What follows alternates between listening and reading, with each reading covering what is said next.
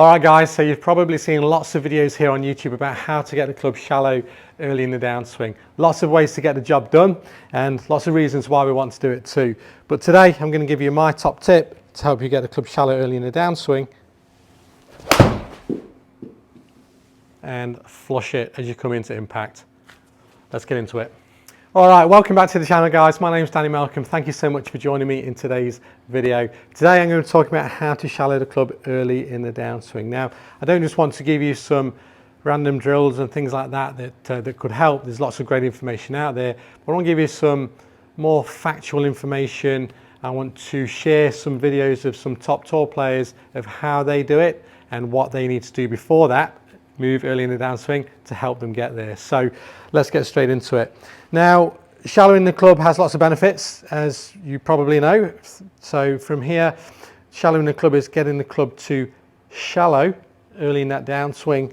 And if we can get the club in a good position, nicely on plane in the slot, if you will, early in that downswing, then lots of good things can happen from there. A lot easier than just to have a free ride into impact and really going to be much more consistent. If you're a player that gets, you can get too shallow for sure, but if you're a player, for a lot of players that tend to get steep in that downswing early, then there's only one way to shallow it out late, and that's often by making some late adjustments to get the club back on plane to make contact with the ball, which can be inconsistent. So a term I like to use is called steep to shallow. Now I'm going to reference some tour players in just a moment, but what that means is in the backswing, you want to try and get, and you see this for a lot of tour players, the club working halfway back in a slightly steeper plane to what the downswing is going to be. So if you imagine a line, in this case a alignment rod, pointing, extending from the bottom of my golf club halfway back, that alignment rod is going to point slightly inside the ball to target line. So that would be considered a steeper backswing. So conversely, what would be the opposite to that is a flatter backswing or a shallower backswing, where the shaft butt end of the club points outside the ball to target line, and so that would be shallow, that would be steep. So what can happen for players, not all players, there's certainly some tour players that do get it flatter or shallow in the backswing and they make it work beautifully well, but in general for a lot of players will benefit from potentially a steeper to shallow move. So if you're a player that does get shallow on the way back or flatter, oftentimes what can happen there with the center of mass of the golf club being around here, what can happen if that's starting to work this way in this shallower position, that center of mass is around here, and as we start to come down in the downswing and start to pull on this handle, oftentimes as we pull and go from shallow to steep, the center of mass starts to work outside this way in a steeper position, and then the club's starting to work out this way, and then we need some late reaction. So that would be considered a shallow to steep approach, which I see more oftentimes than the opposite. So if we're trying to work on a steeper to shallow approach in that backswing, we're going to be trying to get this club steeper so that the center of mass is working more in this sort of direction, so that as we start to pull on the handle on the way down, and there's lots of other ways to shallow the club that need to be in place to help with this, so it's not just a one and done here. This is just an idea to keep the club on a nice plane back and through, so a steeper to shallower approach. So now that center of mass of the club starts to work this way and starts to fall behind the hands. So now this stick's pointing outside the ball to target line. Now we're in a position early in the downswing, we're really looking for the most part, the golf club just to be in a nice position, perhaps just below the trail shoulder, with a golf club in the face, the club face in a reasonable position, so not too open, not too closed. If you can get here, then golf's a lot easier, because from there you can just continue to rotate momentum and the forces will bring the club back out on plane beautifully, having a lovely ride into the golf ball, and from there, you're going to be a lot more consistent. So it's certainly an approach that could benefit a lot of players. So you can use an alignment rod for this. Filming is even better, but the steeper to shallow approach. So I'm going to hit a couple here and then just reference some tour players. So steep to shallow. So it's steeper to shallow. And you'll see there, I'll just get that on camera in just a moment. So steep to shallow. I'll pop that one on camera. Let's have a look. I've got Rasmus Højgaard just on his driver, so I'll show you that first up.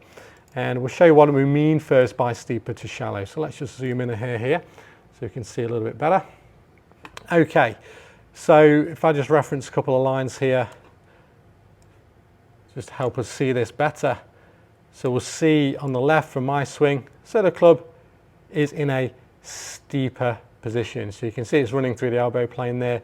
The shaft at this point is pointing just inside the ball's target line.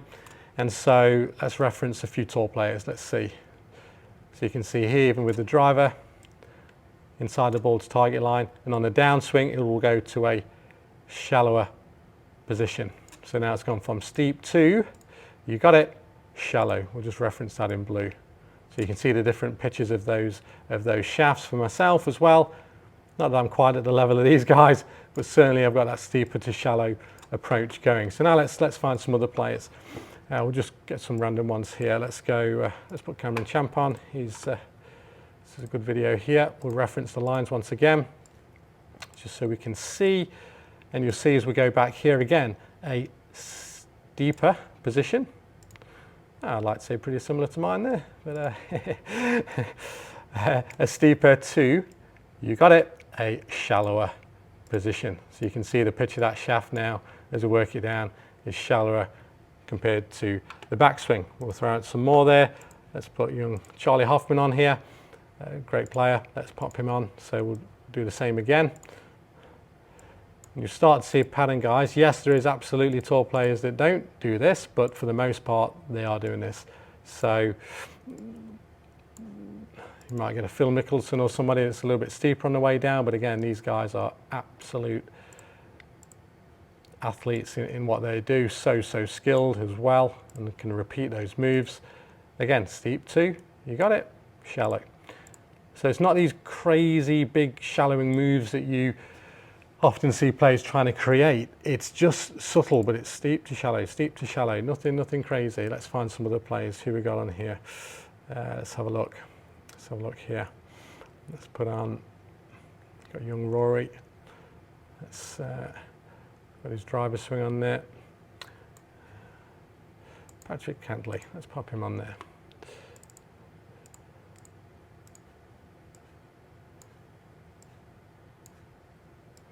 Okay, so yep, you got it.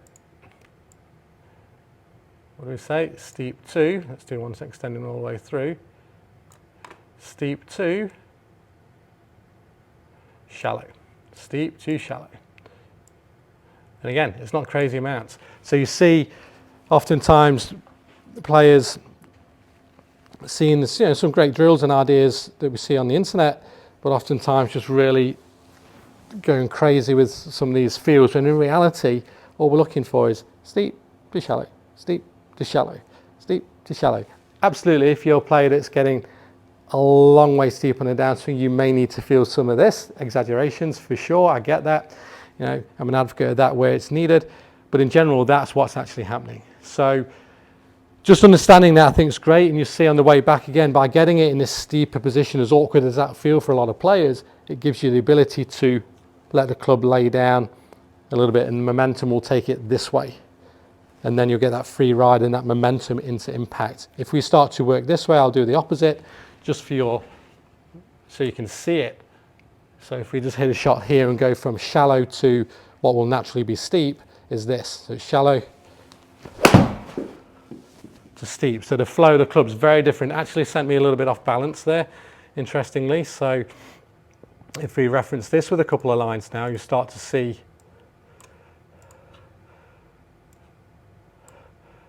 the differences. So we'll just compare that to this previous one here. As we go back, so we've got and I see this on a daily basis here, guys. So not to say it's a massive fault or anything like that, but it's just certainly something that I see all too common with the everyday golfer, that then causes some issues on the way down. So as we go back, we can see now as I pull on the handle, the club might start, but it's certainly steeper than what the backswing was. But momentum is taking this club this way. So you'll see later in this swing, just watch how it works. It's starting to want to tip out. So now it starts to tip out this way, and that's where momentum's going. That's where the forces are going. I see this a lot on the lesson tee, online and in person, and the club exits really left.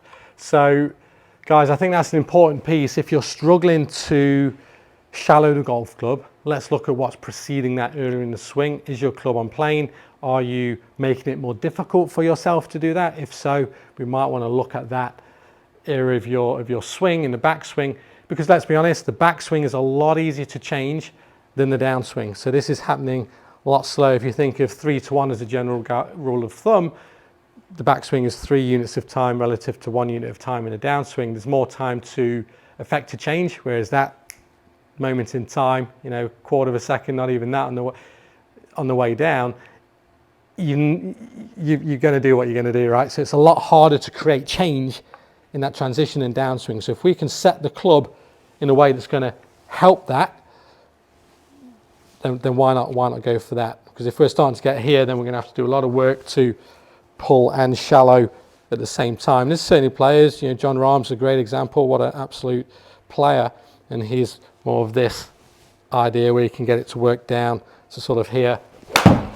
Oh, and obviously I'm not John Rahm, so I can't do that, but there are certainly players that can. But for most everyday golfers and most that are watching this video, maybe something to look at.